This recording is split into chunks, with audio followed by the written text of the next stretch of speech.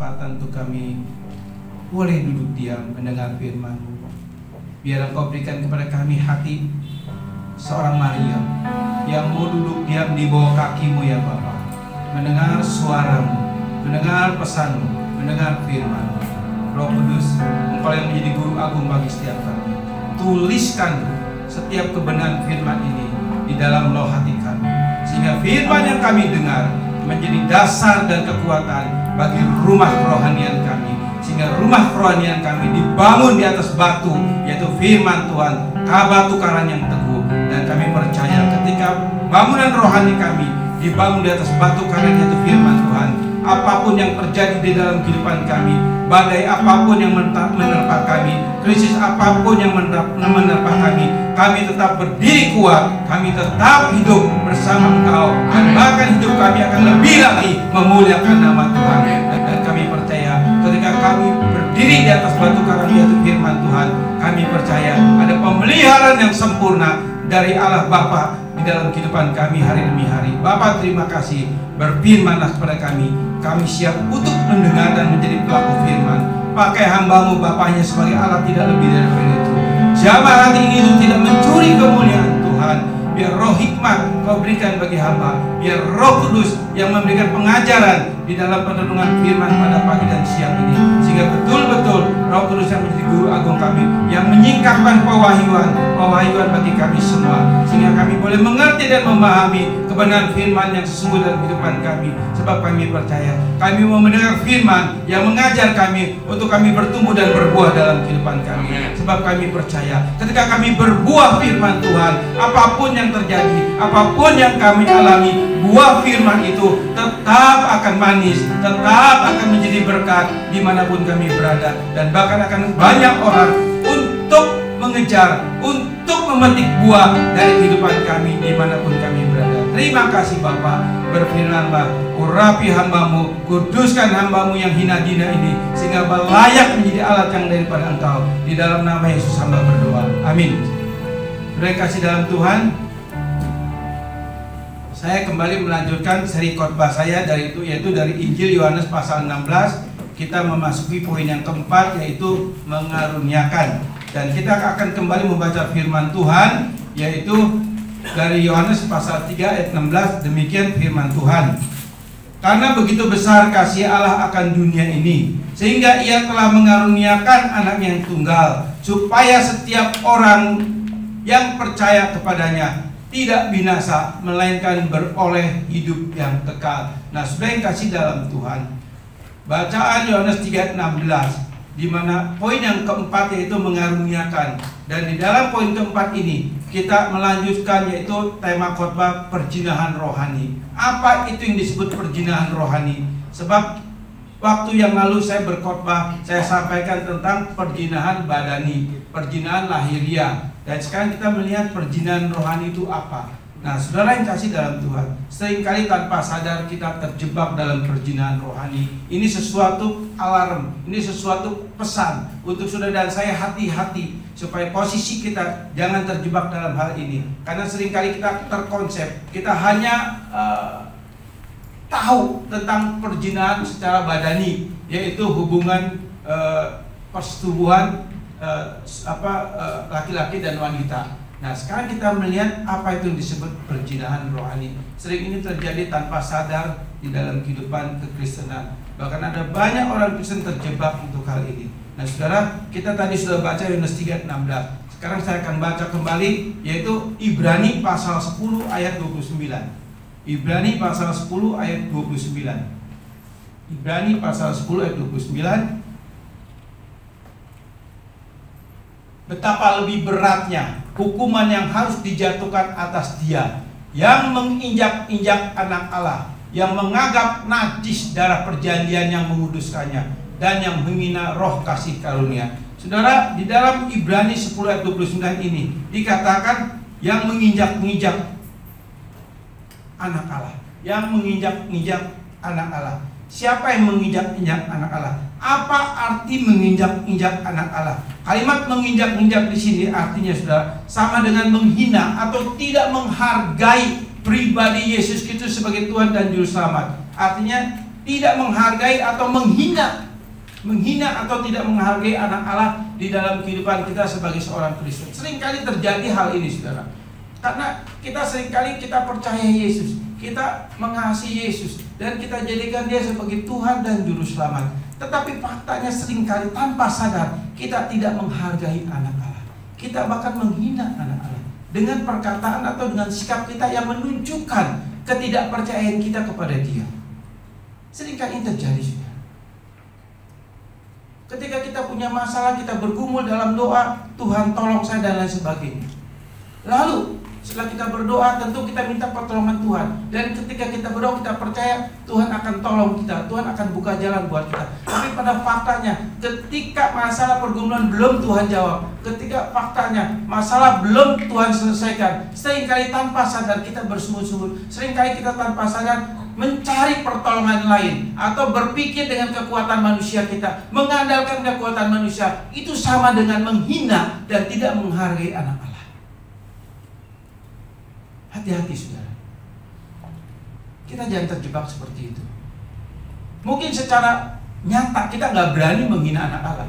Secara nyata kita nggak berani, saya tidak menghargai Yesus. Kita nggak berani. Tapi sikap dan perbuatan kita kadang-kadang kita bersungut-sungut, sama dengan menghina, sama dengan tidak menghargai pribadi Yesus dalam kehidupan saudara dan saya. Seringkali kita terjebak dengan seperti itu, saudara. Lalu yang kedua, saudara, dikatakan apa? Dikatakan bahwa yang menganggap najis darah perjanjian, yang menganggap najis darah perjanjian, yang menganggap najis darah perjanjian. Nah, saudara kasih dalam Tuhan, yang menganggap najis. Najis di sini artinya apa, saudara? Ya, menganggap darah perjanjian itu darah yang murahan,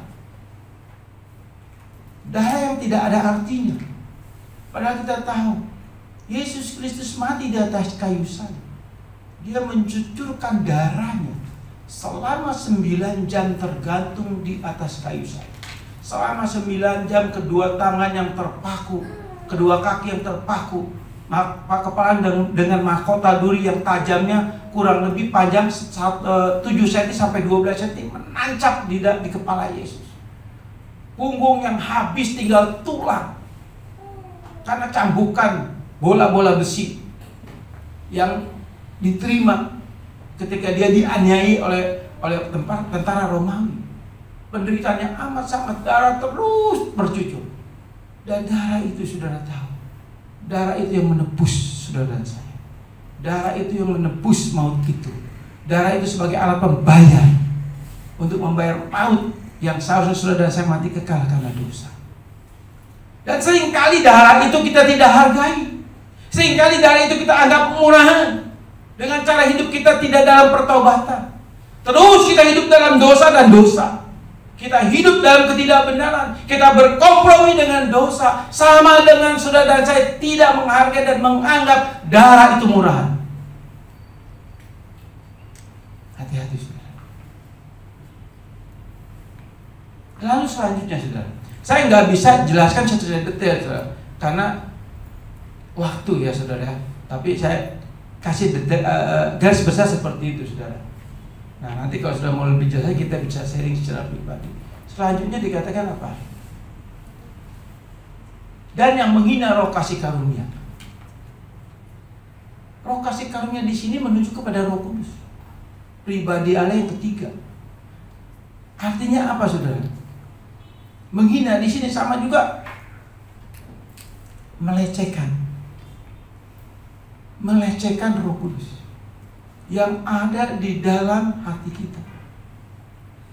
Kalau sudah percaya saudara Kristen sejati, kalau saudara percaya Roh Kudus ada di dalam hati nurani saudara, kenapa seringkali kita mendukakan dia? Kenapa seringkali kita membuat dia menangis? Kenapa kita seringkali membuat dia sakit? Karena ketidaktaatan kita kepada firman Tuhan. Saya percaya setiap Roh Kudus yang ada di dalam natur rohani saudara dan saya, ketika kita akan berbuat dosa, ketika kita akan melakukan satu kesalahan, ketika kita akan melakukan pelanggaran firman, saya percaya Roh Kudus tidak tinggal diam. Dia selalu mengingatkan, dia selalu bersuara di dalam hati nurani kita untuk berkata, jangan lakukan, jangan lakukan.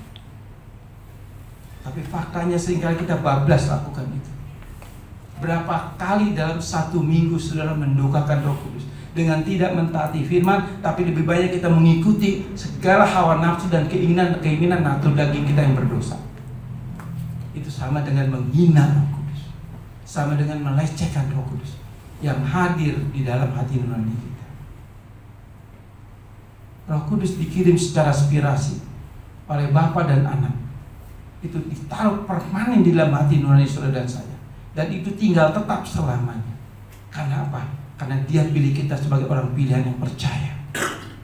Yang saya katakan, ketika saudara dan saya menerima anugerah Roh Kudus, keselamatan yang daripada Bapa di dalam Yesus Kristus Tuhan, itu tidak akan pernah bisa hilang, dan itu sifatnya permanen.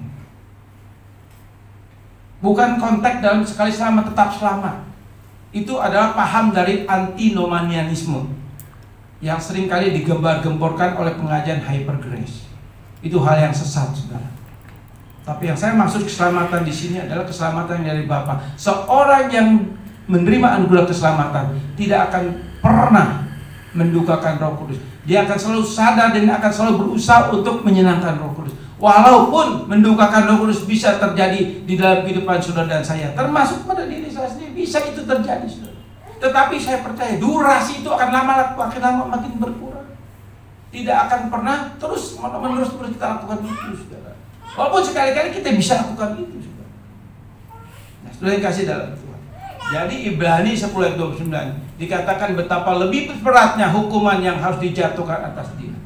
Atas dia ini siapa, saudara? Atas dia ini menuju kepada orang Kristen, kepada saudara dan saya. Hukuman apa yang akan diterima? Bukankah kita sudah bebas dari maut? Kita bebas dari sebagai seorang pendosa di hadapan Bapa, karena saudara dan saya sudah dibenarkan, saudara dan saya secara bertahap dikuduskan, disucikan oleh karya Roh Kudus dan firman-Nya di dalam kehidupan saudara dan saya. Lalu apanya? Hukuman apa yang Tuhan berikan kepada saudara dan saya? Saudara, dosa tetap dosa, tetap konsekuensi dosa itu ada. Artinya apa? Akan ada perhitungan itu. Bukan perhitungan nanti saudara mati masuk neraka, tidak seperti itu. Tetapi ketika hidup saudara dan saya, di mana saudara dan saya juga harus mempertanggungjawabkan perbuatan-perbuatan kita yang salah dan berdosa di hadapan Tuhan. Tetapi perbuatan dosa itu, seorang Kristen sejati, seorang pilihan sejati, ketika dia berbuat dosa, ketika dia sadar, saya percaya Roh Kudus selalu memberikan kesadaran rohani untuk saudara dan saya bertobat, minta ampun kepada Tuhan.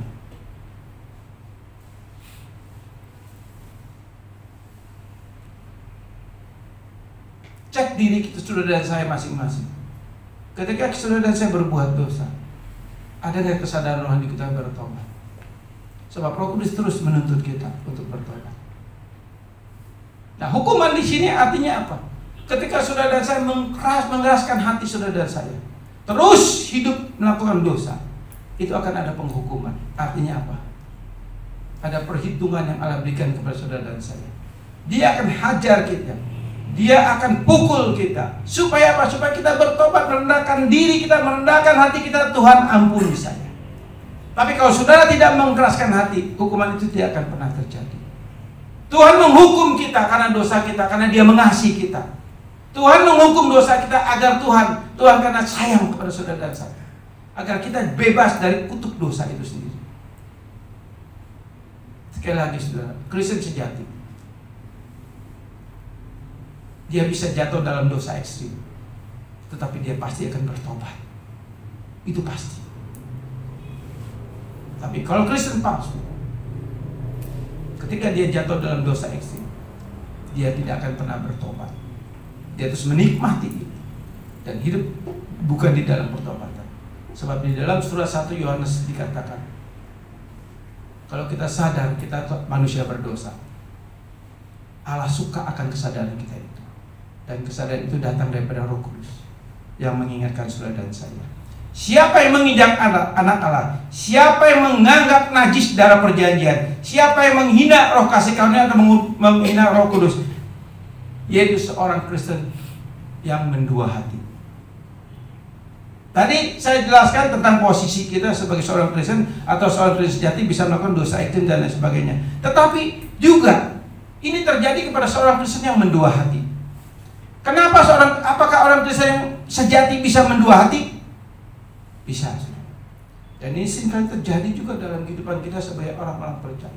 Mendua hati di sini artinya sementara kita percaya kepada Yesus, tapi sementara juga natur daging kita yang begitu kuat membawa kita untuk mempercayai kepercayaan lain atau ritual-ritual lain di luar ajaran firman Tuhan. Itu mendua hati. Hati-hati saudara. Seringkali kita terjebak di situ saudara. Karena mendua hati ini sementara mengaku percaya Yesus, sementara juga kita percaya kepada hal-hal yang lain yang bersifat ritual-ritual. Daripada apa? Daripada pengajaran-pengajaran animisme. Apalagi latar belakang saudara dan saya. Kita ini orang Asia, ya. Latar belakang nenek moyang saudara dan saya. Kita semua adalah penyembah berhala. Dan itu adalah kepercayaan animisme. Dan ini sudah mengakar, saudara. Ribuan tahun sudah mengakar, turun temurun. Bahkan saya masih ingat ketika saya masih kecil dan orang tua saya sudah Kristen, tapi karena tidak mengerti pengajaran yang benar, sementara masih percaya juga kepada hal-hal yang lain, saudara. Ya, masih percaya kepada hal yang lain, saudara. Masih percaya kepada hari baik, hari buruk. Masih percaya kepada hal-hal yang bersifat kebudayaan-kebudayaan yang berurusan, yang berhubungan dengan kerohanian, dengan ritual-ritual. Dan seringkali kita tanpa sadar mengikuti itu, saudara. Kebudayaan tidak semuanya salah, saudara. Tapi banyak kebudayaan-kebudayaan timur itu bertentangan dengan konsep firman. Ya, saudara. Ketika saya bertemu dengan seorang arsitek, berbicara dengan saya, Pak Dini seorang Kristen, ya betul. Kenapa? Ya, banyak orang Kristen yang minta saya gambarin untuk sebuah rumah. Lalu dia cerita, tapi Pak, mereka minta untuk tangga, pintu, semua dihitung. Saya bilang, hitung ukurannya atau gimana Pak? Bukan Pak, hitungan Feng Shui. Jadi menghadap kemana, ukurannya berapa senti, tangganya berapa senti, berapa trap, dia jelasin semua. Menghadap kemana, bagaimana caranya. Saya bilang, Feng Shui kan ilmu tata ruang, betul Pak. Tapi kalau sudah masuk ke dalam hal mistik, kepada hal-hal yang berhubungan dengan masalah hari baik, hari buruk, itu sudah mistik, itu sudah berhala. Dan banyak orang Kristen membuat sebuah rumah dirancang oleh arsitek ini dan minta untuk ikuti Feng Shui yang memang ada. Dan dia bertanya kepada saya, lalu Pak ini memang ajaran Kristen seperti itu? Saya katakan tidak Pak. Seorang Kristen sejati, saya katakan, tidak akan pernah mempercayai dan berkompromi dengan hal yang seperti itu, saudara. Kita bangun rumah butuh arsitek, oke, saya bilang. Tetapi yang wajar dan umum secara estetikanya bagus dan lain sebagainya. Nggak perlu pintu harus sekian-sekian, ukuran tangga trap sekian, nggak perlu. Dan ngadep kemana, nggak perlu, saya bilang. Itu adalah sesuatu hal yang musik kalau menurut agama lain. Tapi menurut Kristen itu sesuatu perjinahan rohani. Nah, ini hati-hati, saudara. Dan ini sering kali terjadi dalam kehidupan kita, saudara. Sering kali, saudara. Saya masih ingat ketika saya akan buat bonsai orang tua saya. Ada yang bilang, tunggu berapa bulan atau berapa hari, saya lupa. Setelah itu baru bangun. Jangan sekarang. Masih basah apa gue saya, ada yang kasih tahu saya gitu. Saya bilang, orang tua, orang Kristen juga, saudara. Saya katakan tidak. Saya nggak pakai itu, saya bilang. Pokoknya mulai hari ini kerjakan. Kita harus buktikan, saudara.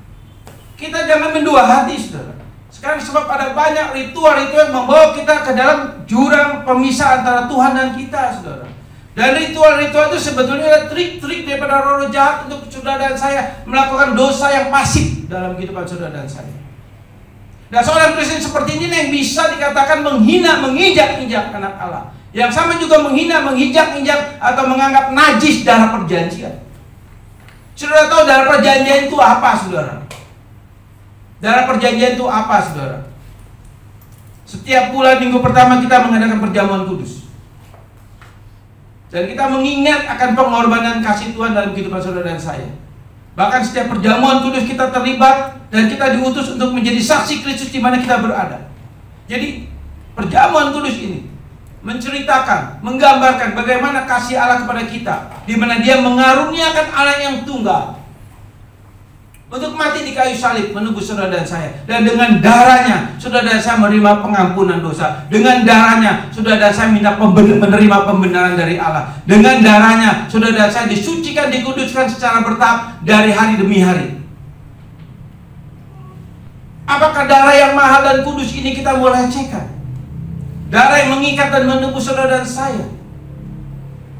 Apakah saudara tidak percaya kuasa darah Yesus sanggup menjaga, melindungi dari unsur-unsur, dari serangan-serangan, dari intervensi roh-roh jahat? Firman Tuhan katakan apa di dalam 1 Yohanes pasal 4? Roh Kudus yang ada di dalam hati nurani saudara saya lebih besar daripada roh apapun yang ada di dalam dunia ini. Karena ritual-ritual kebudayaan ini seringkali dipakai oleh iblis untuk menjatuhkan iman kekristenan, sehingga ada banyak orang Kristen terjebak di situ dan jatuh dalam dosa perjinan rohani. Itu sama dengan perjinan rohani, saudara. Perjinan rohani adalah dosa roh, bukan dosa tubuh, saudara. Hati-hati, saudara. Artinya di mana kita tahu natur rohani saudara saya sudah ada Roh Kudus. Apakah saudara tega? Apakah saudara berani mengkawinkan Roh Kudus yang ada di dalam roh saudara saya dengan roh-roh najis, roh-roh jahat, roh-roh iblis, roh penyembah berhala? Kita mau kawinkan di dalam roh kita. Betapa kita akan berdosa besar di hadapan Tuhan. Seorang yang ada Roh Kudusnya akan menyadari karena itu dan tidak akan pernah kompromi dengan ritual-ritual budaya yang tidak sesuai dengan firman Tuhan. Saya percaya ada timur begitu banyak sekali ritual-ritual dari berbagai suku. Dan setiap suku punya ritual-ritual masing-masing dengan bahasa atau dengan dalih bahwa ini sesuatu yang bagus, ini sesuatu yang baik. Bahkan di dalam pernikahan kita tahu ada banyak ada timur di mana begitu terlibat di dalam pemberkatan seorang Kristen. Dan dalam gereja kita GBI Green to Park ini, saya katakan kita tidak kompromi. Siapapun yang diberkati di sini tidak boleh mengikuti ritual-ritual daripada kepercayaan nenek moyang yang tidak sesuai dengan Alkitab. Sebab saya tidak akan pernah memberkati pernikahan kalau sementara diberkati lalu ada ritual lain di luar gereja. Kita nggak boleh kompromi dengan seperti itu. Karena kita harus menghargai darah Kristus yang tercurah di atas kayu salib buat saudara dan saya. Nah, saudara yang kasih dalam Tuhan, Lukas 22 ayat 20, ini adalah covenant atau perjanjian baru, di mana Tuhan Yesus katakan ini adalah darah perjanjian. Ya.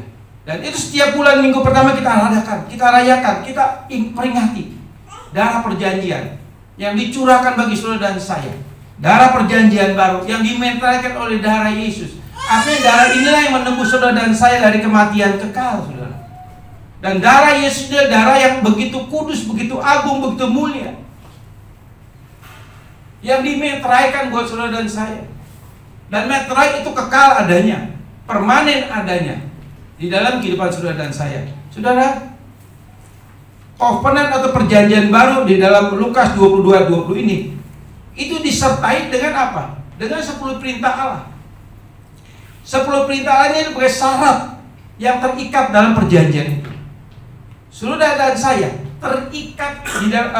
terikat perjanjian dengan Bapa di surga lewat Tuhan Yesus Kristus, dan Roh Kudus memeteraikan perjanjian itu. Jadi saudara dan saya ada di dalamnya. Saudara dan saya ini masuk dalam perjanjian itu. Saudara dan saya sebagai pelaku perjanjian itu, dan kita dalam satu meja bersama Bapa di surga, di dalam Yesus dan bersama Roh Kudus, kita terikat perjanjian itu, dan Bapa mengikat itu perjanjian. Dan dalam perjanjian ini, saudara, kita sudah terikat dan ini permanen sifatnya sudah. Artinya saudara dan saya sudah terikat dalam perjanjian, satu perjanjian di mana Allah sendiri yang berinisiatif untuk menawarkan perjanjian itu dan kita ada di dalamnya. Siapapun orang Kristen yang sudah masuk dan terikat dalam perjanjian itu, dia tidak akan pernah bisa keluar dari perjanjian itu. Dia tidak akan pernah bisa lepas dari perjanjian itu, karena perjanjian ini yang menutup bungkus saudara dan saya oleh kuasa darahnya. Jadi sifatnya permanen saudara. Tapi ada syarat yang diberikan Tuhan, yaitu apa? Syarat-syarat yang harus kita taati, salah satunya adalah 10 perintah Allah. 10 perintah Allah. Nah, 10 perintah Allah ini yang menjadi syarat buat saudara dan saya untuk hidup kita di dalam dunia ini. Dan 10 perintah Allah ini, hukum 10 perintah ini bukan mengikat kebebasan saudara dan saya, tidak. Tapi memberikan saudara dan saya dengan 10 hukum ini kemerdekaan dari keterikatan dosa, kemerdekaan dari tuntutan ritual-ritual di luar kekristenan. Kita tahu saudara, kepercayaan nenek moyang di luar firman Tuhan itu banyak sekali saudara. Dan banyak sekali yang berkomplain, oh nggak apa-apa, ikuti dulu itu kan baik, hari buruk, bla bla bla bla bla. Itulah trik-trik iblis saudara. Saudara dan saya harus menolak itu. Ya saudara, hati-hati saudara. Saya katakan demikian saudara, karena masih banyak orang Kristen percayakan hal itu. Banyak orang Kristen masih berkompromi saudara. Banyak sekali saudara. Bahkan banyak juga orang Kristen membangun rumah juga memberikan persugihan saudara. Bahkan banyak juga orang Kristen, kadang-kadang saya pernah lihat di beberapa rumah orang Kristen saudara masih pasang kaca saudara, kaca yang bulat di depan rumahnya saudara. Ya saudara, sementara dia mengaku kepada Yesus sebagai Tuhan Yesus. Ada banyak juga orang Kristen yang sementara dia percaya, sementara juga dia masih pergi ke makam-makam, lalu mengadakan ritual-ritual untuk doa kepada orang yang meninggal saudara. Masih ada saudara. Bahkan ada kepercayaan kekristenan dalam tanda kutip mengajarkan hal itu. Oh boleh pasang hiu dan lain sebagainya saudara. Sudah yang kasih dalam Tuhan, Yesus katakan di akhir zaman itu kan ada Mesias palsu.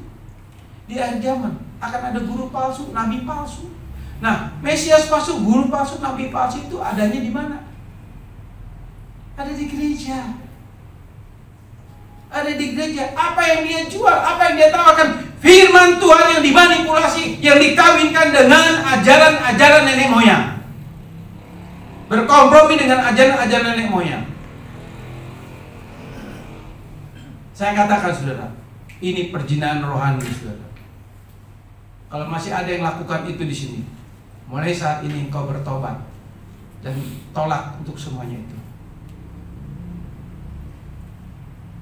Tolak untuk semuanya itu. Nah, sudah yang kasih dalam Tuhan, 10 perintah ini bukan untuk mengikat, tapi membebaskan saudara dan saya dari keterikatan dosa.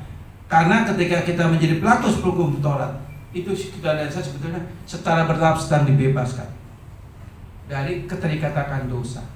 Di mana kita tahu 10 perintah ini akan membawa kita terus kepada rencana Allah yang begitu sempurna. Dulu saya pernah bawakan 10 perintah Allah, walaupun secara tidak detail saudara. Nah, saudara yang kasih dalam Tuhan, hal yang penting dari 10 perintah Allah ini adalah apa?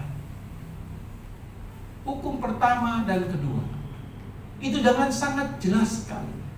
Tuhan katakan apa? Jangan ada padamu Allah lain di hadapanku. Betul? Yang kedua apa? Jangan kamu membuat patung bla bla bla bla bla dan kamu sembah. Betul? Aku adalah Allah yang cemburu. Jadi sudah bayangkan 10 perintah yang menjadi syarat ikat dalam perjanjian ini, di mana 10 perintah ini disodorkan oleh Bapa di surga untuk saudara dan saya menjadi pelaku 10 perintah Allah. Kita tahu, saudara tahu bahwa Kristus Tuhan ketika dia ada di dunia ini, dari keempat Injil Matius, Markus, Lukas dan Yohanes, itu yang diajarkan Tuhan Yesus itu bukan yang lain. Dia mengajarkan 10 perintah Allah dalam bentuk aplikasi-aplikasi yang sederhana yang Tuhan ajarkan. Jadi Tuhan tidak membawa firman yang baru. Dia mengajarkan 10 perintah Allah, bagaimana 10 perintah Allah harus dilakukan dalam kehidupan kita sebagai orang percaya. Dan sudah bisa temukan itu dalam ajarannya di Injil Yohanes, Matius, Markus, dan Markus, Yohanes, Lukas, dan Markus, saudara. Jadi di keempat Injil ini sudah menemukan sebetulnya inti 10 perintah Allah. Dan Tuhan mengingatkan kepada orang-orang Israel, kepada ahli Taurat, kepada orang Farisi, orang Saduki, supaya mereka jangan terikat dengan adat istiadat mereka. Seringkali Tuhan berkata, jangan sampai adat istiadat itu membuat kamu jauh dari Tuhan. Apa yang dikatakan adat istiadat? Adat istiadat adalah 613 hukum yang diterjemahkan, diaplikasikan dari 10 perintah Allah, yang dilakukan, yang ditafsirkan oleh orang-orang Yahudi pada saat itu. Kalau tidak salah pada zaman Nehemia muncul 613 hukum pada tahun kurang lebih tahun 700 Masehi, 700 sebelum Masehi. Dan ini yang menjadi pegangan bangsa Yahudi sampai saat ini, saudara. Dan itu yang diluluskan oleh Tuhan Yesus. Muncullah Injil Matius, Markus, Lukas, dan Yohanes yang mengajarkan, yang meluruskan. Ini loh sebenarnya inti daripada 10 perintah Allah. Kita tahu pengajaran doktrin daripada Hypergrace mengatakan bahwa 10 perintah Allah itu tidak berlaku lagi dalam perjanjian baru. Nah, yang mengatakan seperti ini adalah orang-orang Hypergrace. Ini saya katakan adalah penyesatan. Ini adalah ajaran daripada antinomianisme yang sesat dan bidah. Sebab justru saudara dan saya, Tuhan Yesus sendiri mengajarkan 10 perintah Allah. Nah, ini kita harus ngerti, saudara. Nah, saudara, kita kembali, saudara. Ya, di dalam hal ini, saudara, ya. Dari 10 perintah ini, hukum pertama dan kedua dengan sangat jelas sekali. Hukum pertama dan kedua bukan yang lain. Tapi Tuhan ajarkan, jangan ada padamu Allah lain di hadapanku. Artinya, di dunia ini akan ada banyak berhala. Di dunia ini akan ada banyak Allah-Allah palsu. Di dunia ini akan ada banyak mesias-mesias palsu. Di dunia ini akan ada banyak firman-firman yang palsu, yang dimanipulasi, yang diajarkan oleh sang penyesat, sang pendusta, yaitu siapa? Iblis, roh jahat atau Lucifer. Dan Tuhan sudah ajarkan ini, saudara. Dia tidak memberikan poin 1, poin 2 dalam hukum ke-1 dan kedua hal yang lain dulu, hal-hal yang bersifat moral, tidak. Tapi ini yang bersifat roh. Maka dia itu menunjuk, jangan ada padamu Allah lain. Dia satu peringatan. Juga supaya peringatan kepada saudara dan saya, supaya saudara dan saya hanya menyembah satu Allah saja yang kita kenal di dalam Yesus Kristus Tuhan. Titik. Karena Tuhan katakan akan ada banyak Allah-Allah palsu. Nah, Allah-Allah palsu ini disodorkan oleh budaya-budaya yang tidak sesuai dengan firman Tuhan, dengan cara ritual-ritual yang dilakukan bla bla bla bla dan lain sebagainya. Baik itu dalam hal kematian, dalam hal pernikahan, dalam hal segala, membangun rumah, syukuran dan lain sebagainya. Saya masih ingat orang tua saya, walaupun dia Kristen karena tidak menerima pengajaran yang benar, sering kali kalau mau syukuran atau apa, ada saya punya family juga Kristen juga, tapi bisa ngitung-ngitung hari baik hari buruk. Dia pasti tanya sama saudara saya ini yang satu, ini mau syukuran, nanti dulu. Dia lihat tuh, saudara, ada ininya apa sih kamusnya lah gitu, saudara, ya. Oh, nanti bulan ini, tanggal ini, hari ini ada, saudara. Dan orang tua saya ikutin, saudara. Ya, karena ketidakpengertian, karena pengajaran, saudara. Seringkali banyak saat ini orang suka dengan khotbah-khotbah praktis, saudara. Dan banyak itu di YouTube. Khotbah-khotbah praktis itu bagus-bagus, memberikan nasihat, kekuatan, bla bla, tapi sifatnya sementara. Baik itu dalam bidang keuangan, dalam bidang sakit penyakit, kesehatan dan sebagainya, dalam hal keluarga, sifatnya sementara. Lalu beberapa lama lagi pasti akan muncul masalah baru. Itu khotbah-khotbah praktis yang sementara memberikan penghiburan buat telinga saja, saudara. Khotbah yang benar adalah khotbah pengajaran di mana saudara dan saya dibangun di atas pondasi yang benar. Ketika pondasi itu benar, saudara berdiri di atas pondasi itu, iman rohani saudara dibangun di atas pondasi itu, saya percaya angin badai apapun tidak membuat saudara jatuh. Tuhan sudah katakan di dalam Matius 7 ayat 24. Kalau bangunan itu rumah dibangun di atas batu, badai apapun, banjir apapun tidak akan membuat rumah itu rubuh. Tapi kalau bangunan itu dibangun di atas pasir, ketika badai atau banjir datang, rumah itu akan rubuh. Betul? Saudara, di gereja ini, ya suka dan tidak suka saudara. Memang pengajaran itu agak membosankan sedikit. Tapi saudara tahu nggak? Saya sedang membangun pondasi ini untuk saudara. Supaya bangunan rohani saudara dibangun di atas batu yang kuat dan kokoh. Saudara tahu hotel-hotel yang tingkatnya sampai 30 tingkat, 50 tingkat, 100 tingkat, itu begitu kuat berdiri, ada badai, ada bahkan kalau bangunan itu konstruksinya benar, ada sekalipun ada gempa bumi skala 7 Richter ya? Nah, Richter itu tidak akan rubuh, saudara. Kenapa? Karena pondasinya itu dipancang sampai ratusan meter ke bawah. Itu yang memberikan kekuatan buat bangunan itu, saudara. Dan demikian juga Tuhan Yesus katakan sama. Bila bangunan itu dibangun di atas batu, dia akan kuat, dia akan kokoh. Batu itulah batu karang. Batu karang itu adalah firman Tuhan. Sudah Amsal katakan kerajinan itu akan sia-sia tanpa pengetahuan. Saudara rajin ke gereja, saudara rajin melayani, saudara rajin baca Alkitab, tapi tidak pernah belajar kebenaran, itu tidak akan pernah membangun pondasi yang kuat. Jadi pengetahuan firman itu adalah penting, saudara. Tapi tentu disertai dalam tuntunan Roh Kudus. Roh Kudus memberikan dan membangun itu di dalam iman saudara dan saya. Nah, saudara yang kasih dalam Tuhan. Jadi 10 perintah lain dimulai dari jangan ada padamu Allah lain. Jadi Tuhan tahu persis krisis manusia. Manusia jatuh karena dosa. Manusia jatuh karena tipu daya iblis. Dan iblis selalu menunggu waktu yang baik untuk selalu menjatuhkan anak-anak Tuhan. Jelas sekali di dalam Lukas pasal 4 ayat 13. Iblis itu menunggu waktu yang baik kapan dia kembali masuk menjatuhkan seseorang. 1 hari 24 jam Petrus katakan dia mengelilingi seperti singa. Ada peluang sedikit dia masuk. Hati-hati saudara. Dia akan selalu menampakkan diri sebagai Mesias palsu, sebagai Yesus palsu.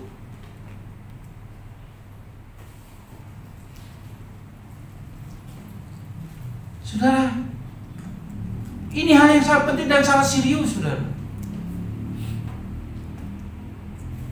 Kalau iblis sengaja menunjukkan bahwa dia iblis, saya yakin saudara dan saya atau Kristen palsu pun akan menolak itu, saudara. Tapi justru dia memakai baju Mesias.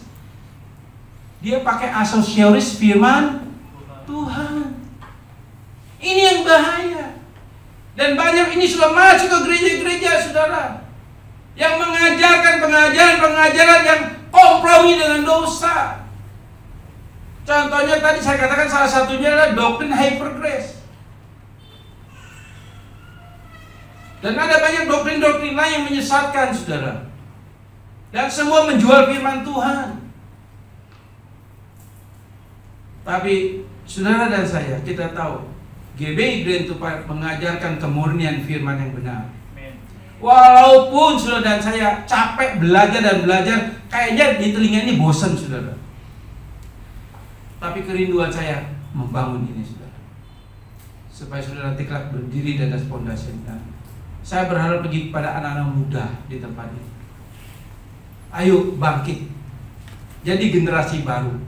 Sebab saya, Pak Hendy, Pak Yono, Pak Aan, kita ini udah tua-tua, saudara. Saya udah 60 umur saya. Pak Yono udah 63 ya? 62. Pak Aan 58. 53. Oh 53. Lebih muda apa saya? Gitu kan. Pak Aan 80 juga. Kita udah tua-tua, saudara. Ya. Nah, kalian anak-anak muda, ayo bangkit jadi generasi muda. Amin. Untuk menggantikan kita di sini. Sebab saya percaya gereja Tuhan tidak akan pernah mati selama Tuhan sebelum datangnya kali kedua. Amin. Tapi dia perlu generasi muda terus bangkit. belajar yang benar. Saya juga berharap satu saat kita mulai lagi PA di tempat ini dengan mengedepankan social distancing. Bisa kita tentukan lagi hari Minggu keberapa kita belajar lagi. Ayo, saya berharap anak-anak muda ayo bangkit, kita belajar saudara. Hukum pertama, jangan ada padamu hal lain. Saudara ingetin ini saudara, karena ini bahaya penting. Karena Tuhan tahu natur manusia adalah bersumber dosa. Sumber dosa datangnya daripada si iblis, dan itu terus nempel di dalam natur daging ini. Dan natur dosa ini terus membawa kita kepada keinginan-keinginan berdosa. Kalau pengetahuan firman kita kurang, kita akan mudah dimanipulasi dengan keinginan daging kita sendiri, saudara. Betul? Ini fakta, saudara. Iya. Tinggal pikiran kita ini pikiran yang berdaging kita. Nah, kita lanjut, saudara. Lalu hukum yang kedua, saudara. 5 menit lagi saya selesaikan, saudara. Hukum yang kedua adalah apa? Jangan kamu buat patung bla bla bla untuk kamu sembah. Ya, itu ayat 4, 5 dan 6. 3 ayat tentang jangan membuat patung dan aku adalah cemburu bla bla bla. Nah, ini saudara sesuatu yang diingatkan kembali berhubungan dengan hukum yang pertama. Kalimat menyembah di sini, kalimat yang artinya mendua hati. Sementara aku percaya Yesus, sementara aku Kristen, tapi diam-diam juga percaya kepada yang lain. Nah, saudara, sebagai ayat penutup, saya akan bacakan, saudara. Yakobus 4 ayat 8. Ini penutup, saudara, tapi nanti di minggu ke-4, minggu ke-5 ini bersambung, saudara. Masih di poin ke-4. Ya, Yakobus pasal 4 ayat 8. Mendekatlah kepada Allah, dan Ia akan mendekat kepadamu. Tahirkanlah tanganmu, hai kamu orang-orang berdosa, dan sucikanlah hatimu, hai kamu yang mendua hati. Surat Yakobus ini ditujukan kepada 12 suku bangsa Israel. 12 suku bangsa Israel yang percaya Yesus, yang sudah bertobat. Ya. Surat Yakobus itu ditujukan kepada 12 suku bangsa Israel yang sudah percaya Yesus, yang sudah meninggalkan keimanan dalam tanda kutip kepada hukum Taurat. Nah, dia percaya Yesus, tetapi sementara kepada percaya Yesus, sementara juga kadang-kadang mereka masih menjadikan hukum Taurat sebagai salah satu acuan mereka jadi pelaku firman. Jadi artinya mereka menekankan juga iman tanpa perbuatan mati. Itu ada di dalam Yakobus pasal 2 26. Apakah betul keselamatan ditentukan oleh perbuatan? Tidak. Keselamatan ditentukan oleh iman, karena iman itu anugerah yang Allah berikan kepada kita. Tapi perbuatan itu dihasilkan karena iman kita. Jadi iman itu pasti menghasilkan perbuatan yang sesuai dengan firman Tuhan. Itu maksudnya, saudara. Yakobus 2:26. Nah, kita balik lagi, saudara. Ya. Kita balik lagi mengenai hal ini, saudara. Mendekatlah kepada Allah, dan Ia akan mendekat kepadamu. Tahirkanlah tanganmu, hai kamu orang-orang berdosa, dan sucikanlah hatimu, hai kamu yang mendua hati. Yakobus tahu persis dasar latar belakang bangsa Yahudi juga seringkali jatuh dalam penyembahan berhala. Kalau kita lihat sejarah bangsa Yahudi ketika dia mulai tinggal di Mesir, ya, nenek moyangnya keluar 40 tahun di di padang gurun, lalu masuk tanah perjanjian, mereka kembali jatuh dalam dosa penyembahan berhala. Jadi bangsa Yahudi, umat pilihan juga terus secara kontinu, saudara, terus jatuh dalam dosa penyembahan berhala. Dari generasi ke generasi jatuh dalam penyembahan berhala. Bahkan sampai ketika mereka sudah masuk dalam tanah perjanjian, mereka kembali dibuang oleh Allah selama 70 tahun ke Babel karena dosa penyembahan berhala. Jadi terus ini mengakar kepada bangsa Yahudi, sehingga dikatakan oleh Yakobus, jangan mendua hati.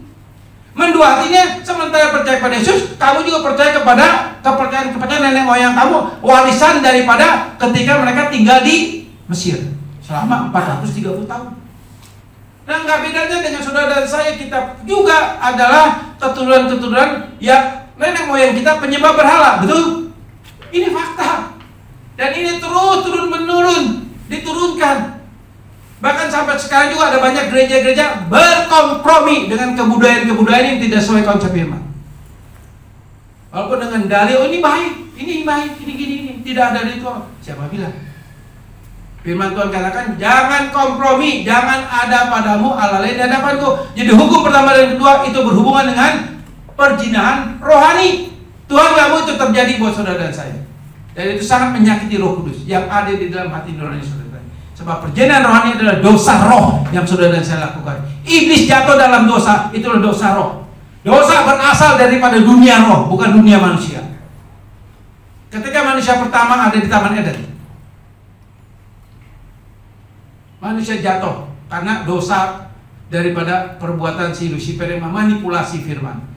Dan dosa, sekali lagi, itu berasal dari dunia roh, bukan dunia manusia. Dan terus membayangi saudara dan saya. Makanya itu disebut orang yang mendua hati sama juga melakukan perzinahan rohani.